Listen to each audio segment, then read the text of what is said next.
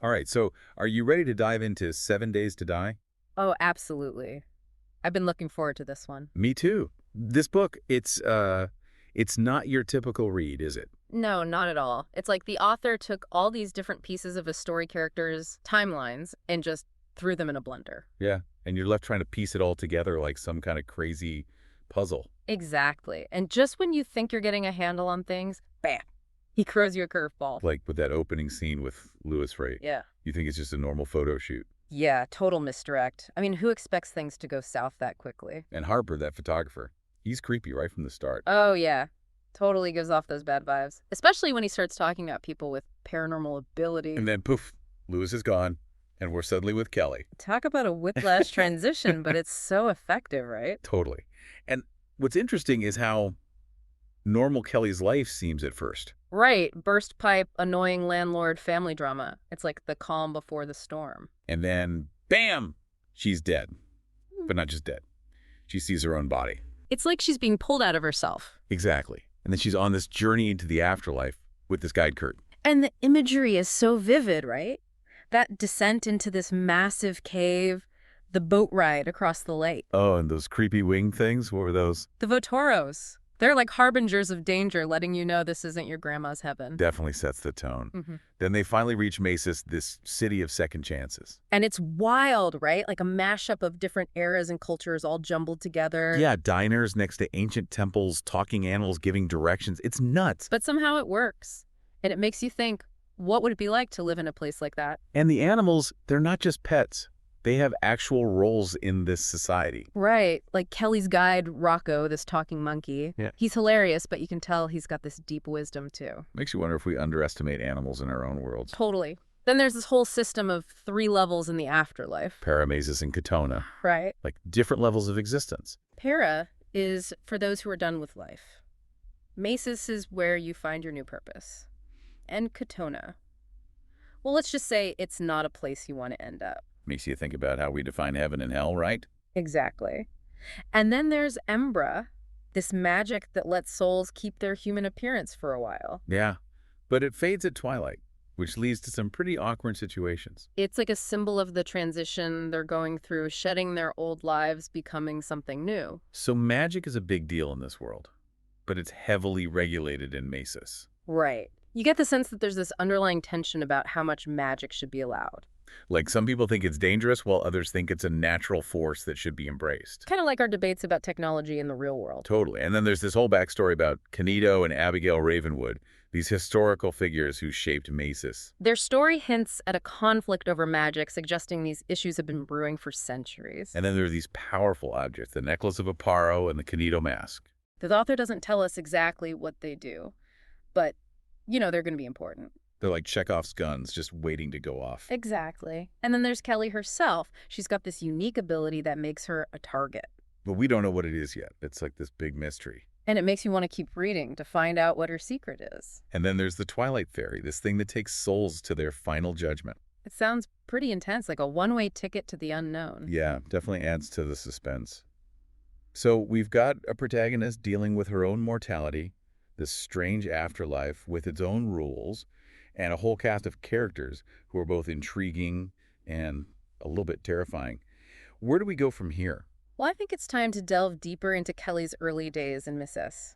Let's explore the challenges she faces, the relationships she forms, and the clues she uncovers as she tries to piece together the mystery of her early death. Sounds good. Let's do it. So we left Kelly trying to figure out this whole afterlife thing and why she's there in the first place. Right. It's like she's got this 7-day deadline hanging over her head.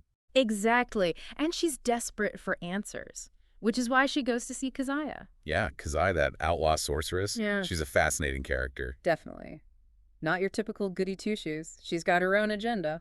And she's not afraid to bend the rules, which makes her meeting with Kelly even riskier. Right, especially with the Ravenwood authorities breathing down their necks. It shows how determined Kelly is, though.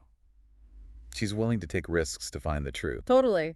And then there's that whole scene with the very bomb smoke. Yeah, that was intense. Like Keziah was trying to dig into Kelly's subconscious. And what's interesting is what Keziah says about Kelly's energy being blocked. Right. Like she's repelling magic somehow. It's almost like she's built up these walls around herself, preventing her from connecting with her true potential. Makes you wonder if that's why she died so young. Maybe there's something she's not facing, something she's pushing away. And then bam, the Ravenwood police raid.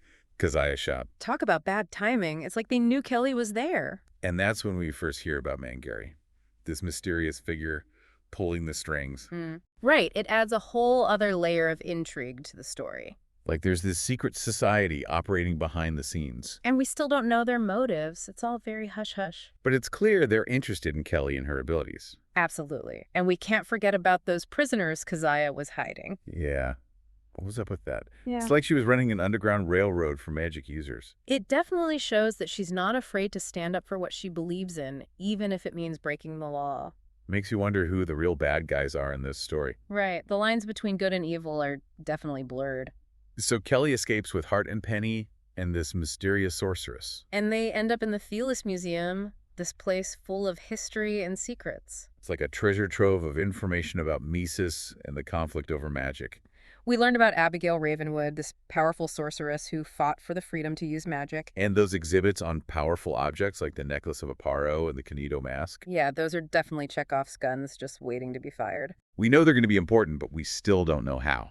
It's like the author is dangling these clues in front of us, teasing us with what's to come. And then Kelly hears her sister Grace calling her name. Turns out Grace is trapped in this weird in-between place. And Harper's using her as bait to lure Kelly in.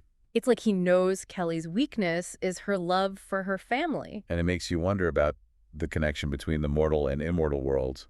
Right. Are they truly separate, or can they bleed into each other? And what happens when those boundaries are crossed? So many questions. So we've got a race against time, a conspiracy, a protagonist torn between two worlds, and a villain who's willing to do whatever it takes to achieve his goals.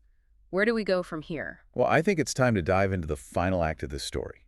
We'll explore the showdown between Kelly and Harper, the true nature of her abilities, and the profound consequences of choices made in both life and death. I can't wait. Let's do it. So Kelly's in deep now, isn't she? Oh, yeah. Harper's got her backed into a corner. Using her family like that's just cruel.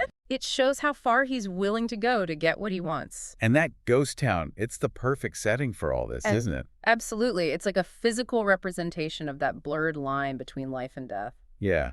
And those Votoros, those things are nightmare fuel. They definitely add to the whole creep factor. But I think they represent something deeper, too. Like what? Like the untamed forces of the afterlife, the dangers that lurk beneath the surface. Interesting. So things really heat up when Harper reveals what Kelly's ability actually is. Yeah, talk about a game changer. She's not just blocking magic, she's repelling the entire immortal world. Exactly. Which makes her a huge threat to their way of life. No wonder everyone's after her. It really makes you think about the nature of power, doesn't it? How easily it can be abused. And Harper, he's definitely crossing the line trying to use Kelly to open a permanent portal. I mean, I get it. He's grieving. He wants his daughter back. But still, the potential consequences are just too great. It's like a cautionary tale about the dangers of unchecked ambition. That scene where he uses the necklace of Aparo on Kelly, it was rough. So intense. You're just waiting for her to break free. And she does. But it takes a lot out of her. It's like she's finally realizing the true extent of her power. But at a price. And then we're in Katona, that prison level of the afterlife.